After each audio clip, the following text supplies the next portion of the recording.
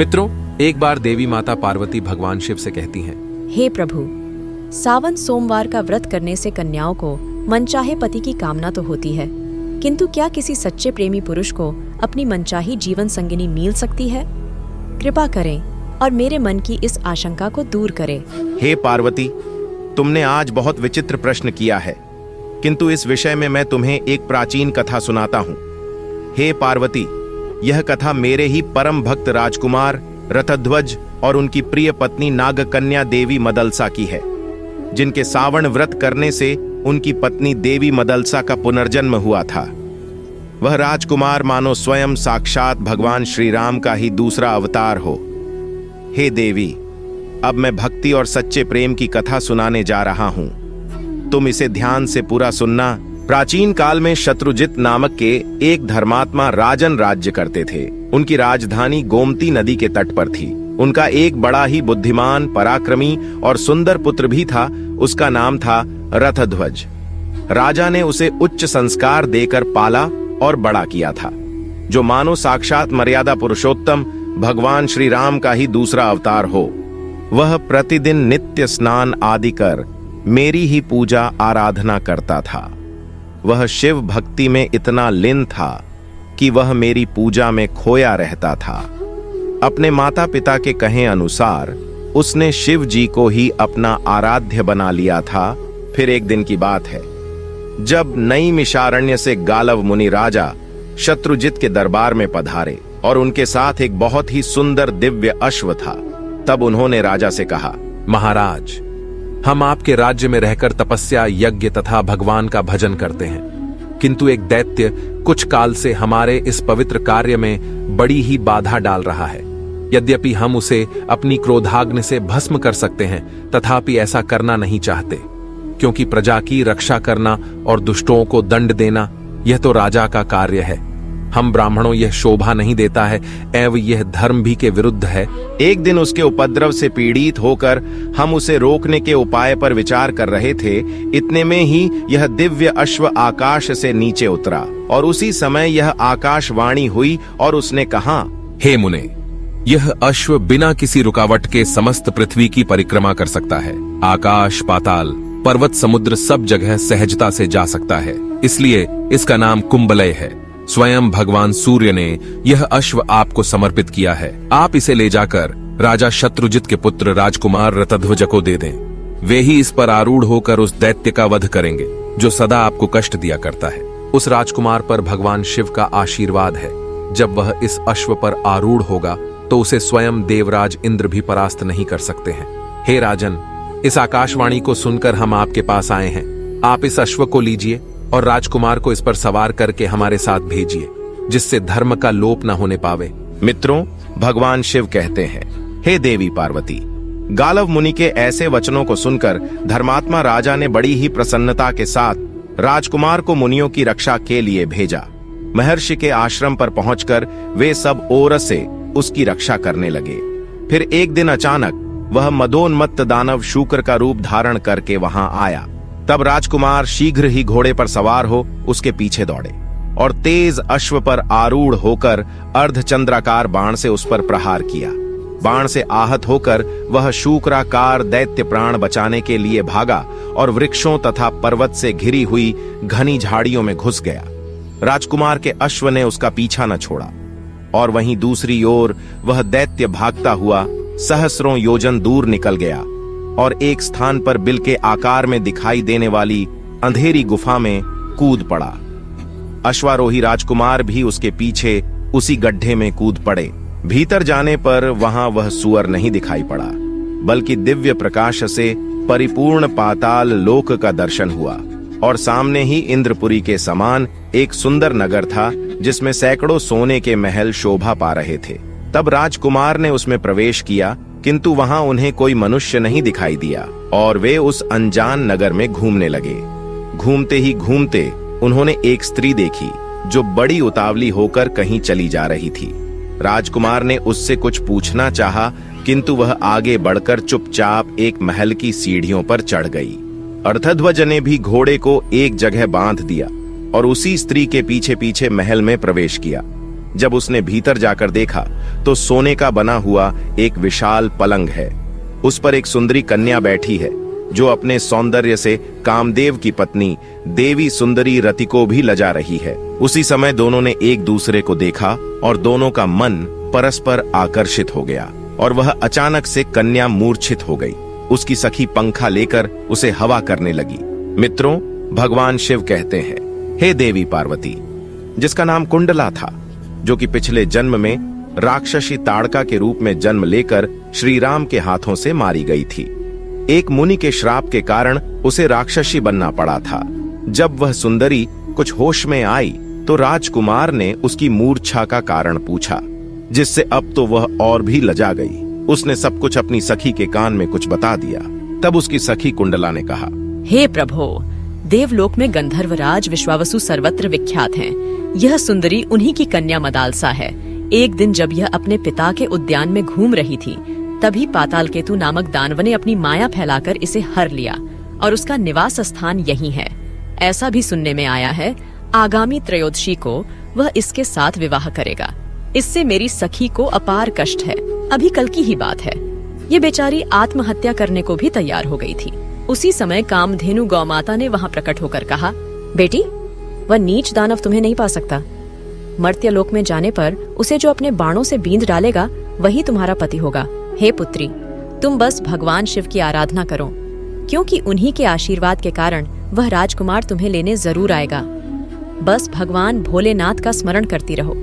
तुम्हारे व्रतों से और तप से शिव जी प्रसन्न होंगे। हे युवराज, ऐसा कहकर माता सुरभि अंतर्धान हो गई। मेरा नाम कुंडला है।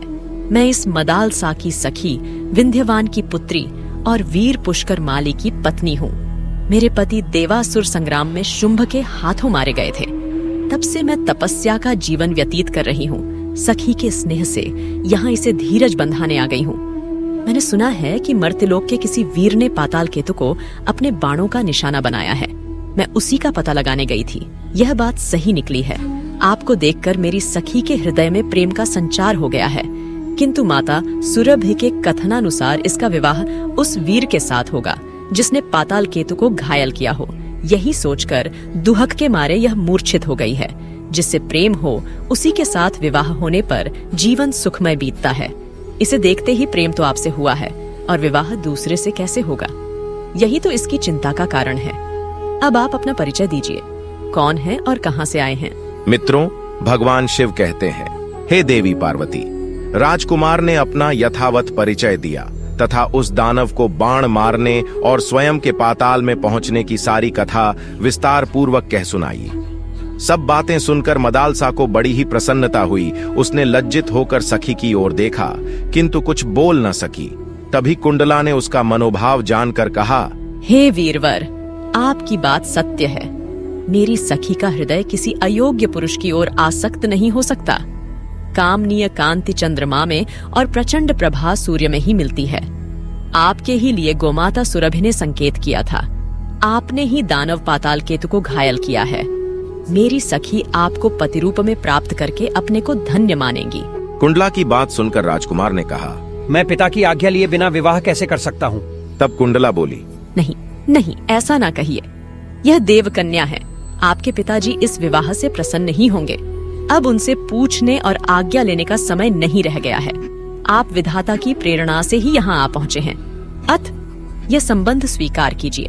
राजकुमार ने तथास्तु कहकर उसकी बात मान ली और कुंडला ने अपने कुलगुरु तुम्बुरु का स्मरण किया। वे समिधा और कुशालिये तत्काल ही वहां आ पहुंचे और उन्होंने अग्नि प्रज्वलित करके विधिपूर्वक रथध्वज और मदालसा का विवाह संस्कार संपन्न किया। तदनंतर कुंडला ने अपनी सखी को राजकुमार के हाथों सौंप दी और दोनों को अपने अपने कर्तव्य पालन का उपदेश दिया। फिर दोनों से विदा लेकर वह दिव्य गति से अपने अभीष्ट स्थान पर चली गई। आरतध्वज ने मदालसा को अपने घोड़े पर बिठाया और स्वयं भी उस पर सवार हो पाताल लोक से जाने लगे। इतने ही में उस दुष्ट पातालकेतु को यह समाचार मिल गया और वह दानवों की विशाल सेना लिए राजकुमार के सामने आ डटा और उनके मार्ग का अवरोधक बन गया। राजकुमार भी बड़े पराक्रमी थे। उन्होंने हंसते हंसते बाणों का जाल सा फैला दिया और त्वाष्ट्र नामक दिव्य अस्त्र का प्रयोग करके कुछ ही क्षणों में पाताल केतु सहित समस्त दानवों को भस्म कर डाला। इस प्रकार से अकेले भीषण युद्ध कर राजकुमार ने समस्त असुरों दानवों का दिव्य अस्त्र से विनाश कर दिया। इसके बाद वे अपने पिता के नगर में जा पहुंचे। घोड़े से उतरकर उन्होंने माता पिता को प्रणाम किया तथा मदालसा ने भी सास ससुर के चरणों में मस्तक झुकाया। अर्थध्वज के मुख से शुभ समाचार सुनकर माता पिता बहुत प्रसन्न हुए। उन्होंने पुत्र और पुत्रवधू को हृदय से लगाकर उनका मस्तक सूंघा। महाराज और महारानी इस विवाह बहुत से प्रसन्न थे। समय के साथ साथ अब मदालसा पतिगृह में बड़े सुख से रहने लगी। वह प्रतिदिन प्रातः काल उठकर सास ससुर के चरणों में प्रणाम करती और पति को अपनी सेवाओं से संतुष्ट रखती थी। तदनंतर एक दिन राजा शत्रुजित ने राजकुमार रथध्वज से कहा, बेटा, तुम प्रतिदिन प्रातःकाल इस अश्व पर सवार हो जाओ और समस्त संसार के ब्राह्मणों की रक्षा के लिए इस पृथ्वी पर विचरते रहो। तब राजकुमार ने कहा, पिताश्री बहुत अच्छा, और धर्म की रक्षा हेतु स्वयं के प्राणों तक त्याग दूंगा। ये मैं आपको वचन देता हूँ। कहकर पिता की आज्ञा शिरोधार्य की। वे प्रतिदिन पूर्वाह्न में ही पृथ्वी की परिक्रमा करके पिता के चरणों में नमस्कार करते थे। मित्रों, एक दिन घूमते हुए वे यमुना तट पर गए। वहां पाताल केतु का छोटा भाई तालकेतु आश्रम बनाकर एक मुनि के वेश में रहता था। राजकुमार ने मुनि जानकर उसे प्रणाम किया तो वह बोला, राजकुमार, मैं धर्म के लिए एक यज्ञ करना चाहता हूं, किंतु मेरे पास दक्षिणा नहीं है। अगर आप अपने गले का यह आभूषण मोती जड़ीत हार दे दो और यहीं रहकर मेरे आश्रम की रक्षा करो। मैं जल के भीतर प्रवेश करके वरुण देवता की स्तुति करता हूं, उसके बाद जल्दी ही वापस लौटूंगा। ऐसा कहकर तालकेतु देखते ही देखते उस आश्रम के सरोवर के जल में घुसा और अपनी माया से अदृश्य हो गया। वहीं राजकुमार उसके आश्रम पर ठहर गए और वहीं दूसरी ओर मुनिवेशधारी तालकेतु राजा शत्रुजित के नगर में गया। जब शत्रुजित अपने महल के जल कुंड से गुजर रहे थे, तभी वह उस साधु के वेश में वहां प्रकट होकर उसने कहा, हे राजन, मुझे आपसे कहने में बड़ी ही खिन्नता हो रही है, किंतु धर्म के अनुसार आपको यह समाचार देना मेरा परम कर्तव्य है। राजन, आप अपने हृदय को दृढ़ कर लो, क्योंकि आपके पुत्र रथध्वज दैत्यों के साथ युद्ध करते करते मारे गए हैं। यह उनका आभूषण है जो इस सत्यता का प्रमाण है। ऐसा कहकर वह जैसे आया था उसी प्रकार से जल में समाधि लेते हुए लौट गया। मित्रों, भगवान शिव कहते हैं, हे देवी पार्वती। अब देखते ही देखते किसी वन में भयान अग्नि की तरह राजकुमार की मृत्यु का दुखपूर्ण समाचार सुनकर नगर में हाहाकार मच गया। राजा रानी तथा रानीवास की स्त्रियां शोक से व्याकुल होकर विलाप करने लगी। मदालसा ने उनके गले के आभूषण को देखा और पति को मारा गया सुनकर तुरंत ही अभी मंत्रों से अपने स्वयं के प्यारे प्राणों को त्याग दिया। अब तो राजमहल का शोक 2 गुना हो गया। राजा शत्रुजित ने किसी प्रकार धैर्य धारण किया और रानी तथा अंतःपुर के अन्य लोगों को भी समझा बुझाकर शांत किया। तदनंतर मदालसा का दाह संस्कार किया गया।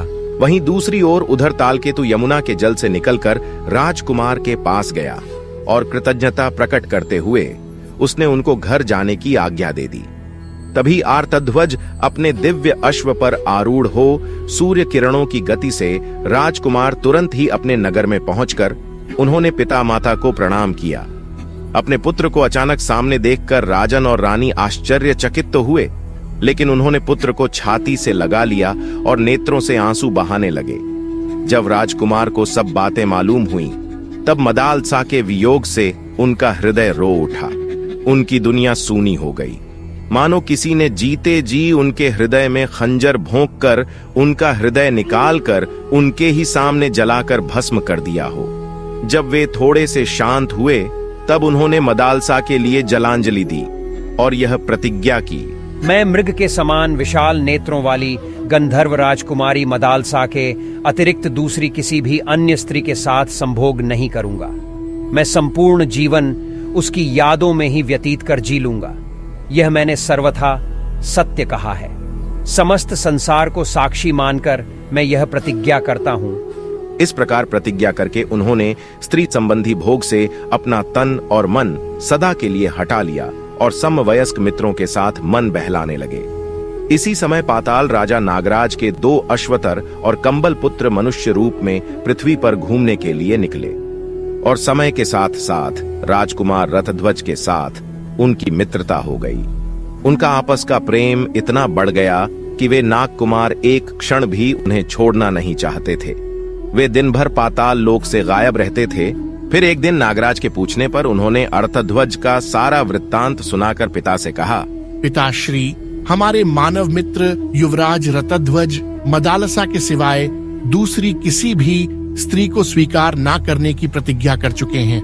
मदालसा पुण्य जीवित हो सके तो कोई उपाय करें। अपने पुत्र के मुख से ऐसी अनोखी प्रेम कथा सुनकर नागराज बोले, हे पुत्र, उद्योग से सब कुछ संभव है। प्राणी को कभी निराश नहीं होना चाहिए। अगर मनचाहा फल प्राप्त करना चाहते हो तो भगवान शंकर की शरण में जाओ। भक्ति की शक्ति ही संसार में सर्वश्रेष्ठ है। अपने पिता की यह बात सुनकर नागराज अश्वतर और कंबल हिमालय पर्वत के प्लक्षावतरण तीर्थ में, जो देवी सरस्वती का उद्गम स्थान है, वहां जाकर दुष्कर तपस्या करने लगे। उनकी इस घोर तथा दुष्कर तपस्या को देख स्वयं सरस्वती देवी ने प्रसन्न होकर उन्हें प्रत्यक्ष दर्शन दिया और वर मांगने को कहा। तब अश्वतर बोले, हे देवी माँ, मैं और मेरा भाई कंबल, हम दोनों संगीत शास्त्र के पूर्ण मर्मज्ञ हो जाएं और तीनों लोकों की संगीत में ख्याति पाए। तब सरस्वती देवी तथास्तु कहकर अंतर्धान हो गईं। वहीं दूसरी ओर राजकुमार ने अपनी पत्नी के वियोग को दूर करने हेतु अपने राज्य के शिवालय में घोर तप करना आरंभ किया। उन्होंने भगवान शिव के व्रतों को धारण करते हुए वैराग्य को अपनाया। वहीं अब दोनों भाई कंबल और अश्वतर कैलाश पर्वत पर गए और भगवान शंकर को प्रसन्न करने के लिए तालस्वर के साथ उनके गुणों का गान करने लगे। उनका अप्रतिम नृत्य, सुंदर चाल और मनमोहन अनोखा गीत गायन सुनकर भगवान शंकर जी ने प्रसन्न होकर कहा, हे नागपुत्रों, मैं तुम्हारी कला से अति प्रसन्न हुआ हूँ। तुम कोई भी स्वयं के लिए वर मांगो। तब कंबल सहित अश्वतर ने महादेव जी को प्रणाम करके कहा, भोलेनाथ, आपकी सदा ही जय हो। आप ही समस्त संसार के महाकाल हैं। आप ही आदि और अनंत है। मृत्यु के बाद समस्त प्राणी आप में ही समा जाते हैं। हे प्रभु, कुवल याश्वकी पत्नी देवी मदालसा, जो अब मर चुकी है, वह पहले की ही अवस्था में मेरी कन्या के रूप में प्रकट हो, उसे पूर्व जन्म की बातों का स्मरण बना रहे और पहले ही जैसी उसकी कांति हो, तथा वह योगिनी एवं योग विद्या की जननी होकर मेरे घर में प्रकट हो। हम यही वरदान आपसे मांगते हैं। तब महादेव जी ने कहा, हे नागराज, तुम श्राद्ध का दिन आने पर यही कामना लेकर पितरों का तर्पण करना और श्राद्ध में दिए हुए मध्यम पिंड को शुद्ध भाव से खा लेना।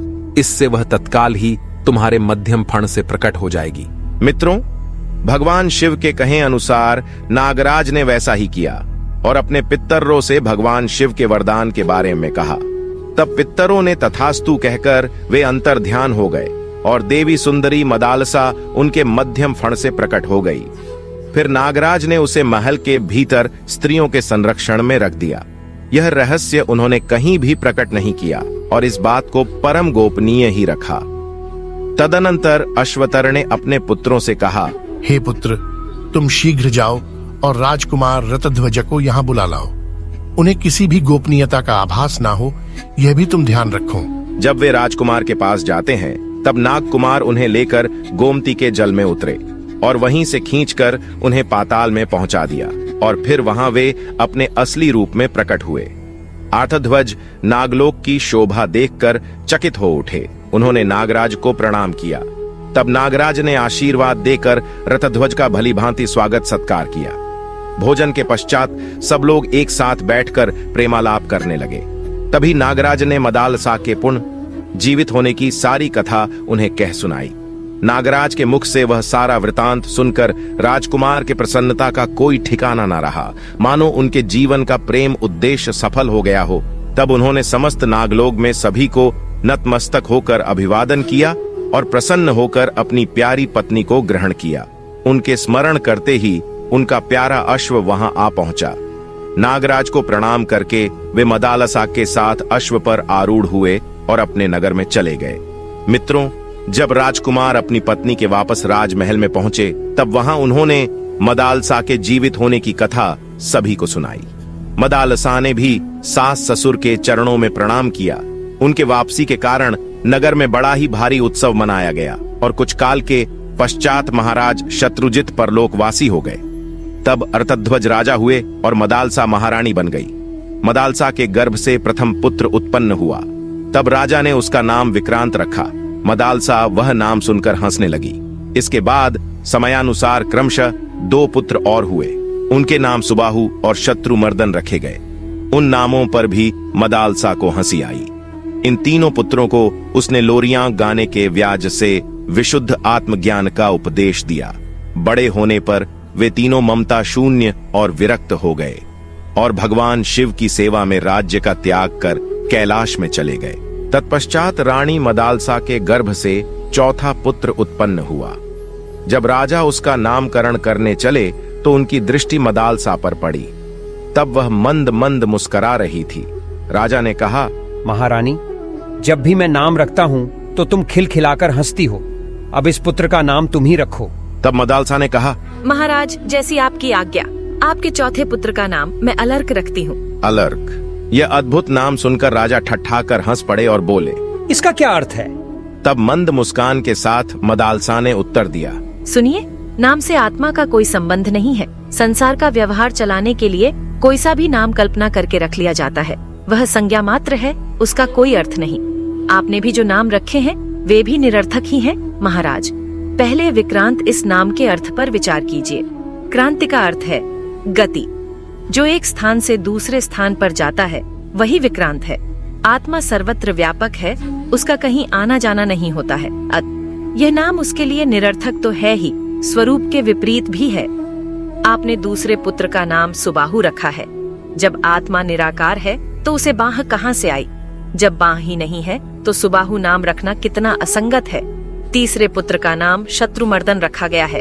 उसकी भी कोई सार्थकता नहीं दिखाई देती। सभी शरीरों में एक ही आत्मा रम रहा है। ऐसी दशा में कौन किसका शत्रु है और कौन किसका मर्दन करने वाला? यदि व्यवहार का निर्वाह मात्र ही उसका प्रयोजन है, तब तो अलर्क नाम से भी इस उद्देश्य की पूर्ति हो सकती है। मित्रों, भगवान शिव कहते हैं, हे देवी पार्वती। अब राजा निरुत्तर हो गए। मदालसा ने उसको भी ब्रह्म ज्ञान का उपदेश सुनाना आरंभ किया। तब राजा ने रोककर कहा, देवी, इसे भी ज्ञान का उपदेश देकर मेरी वंश परंपरा का उच्छेद करने पर क्यों तुली हो? इसे प्रवृत्ति मार्ग में लगाओ और उसके अनुकूल ही उपदेश दो। तब मदालसा ने पति की आज्ञा मान ली और अलर्क को बचपन में ही व्यवहार शास्त्र का पंडित बना दिया। उसे राजनीति का पूर्ण ज्ञान कराया। धर्म, अर्थ और काम तीनों शास्त्रों में वह प्रवीण बन गया। बड़े होने पर माता पिता ने अलर्क को राजगद्दी पर बिठाया और स्वयं वन में तपस्या करने के लिए चले गए।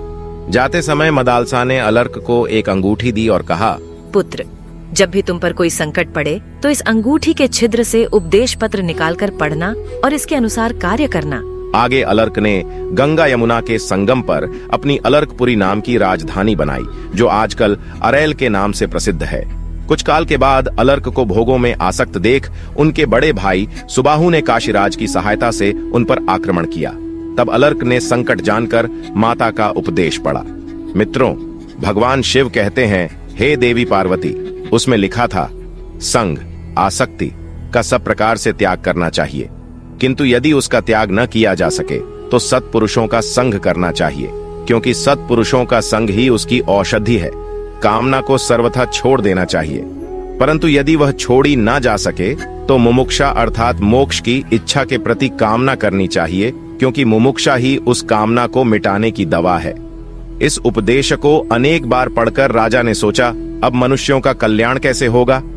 मुक्ति की इच्छा जागृत करने पर, और मुक्ति की इच्छा जागृत होगी सत्संग से।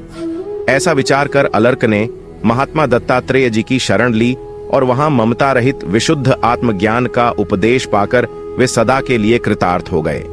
इस प्रकार महासती मदालसा ने अपने पुत्रों का उद्धार करके स्वयं भी पति के साथ परमात्म चिंतन में मन लगाया और थोड़े ही समय में मोक्ष स्वरूप परम पद प्राप्त कर लिया। मदालसा अब मृत्यु लोक में नहीं है, किंतु उसका नाम सदा के लिए अमर हो गया। हे पार्वती, इस प्रकार से देवी मदालसा ने पूरे कुल का नाम पूरे संसार में सुशोभित किया था।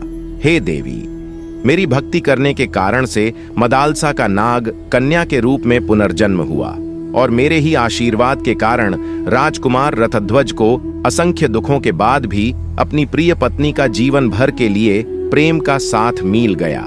उनके निस्वार्थ सेवा भाव के कारण उन्हें मोक्ष की प्राप्ति हुई है।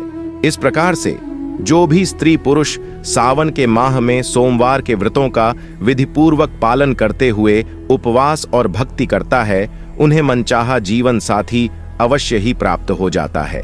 हे देवी, जो भी इस कथा का श्रवण करता है और प्रसार करता है, उन्हें सभी प्रकार के पापों से मुक्ति मिल जाती है और मनचाहे फल की प्राप्ति होती है।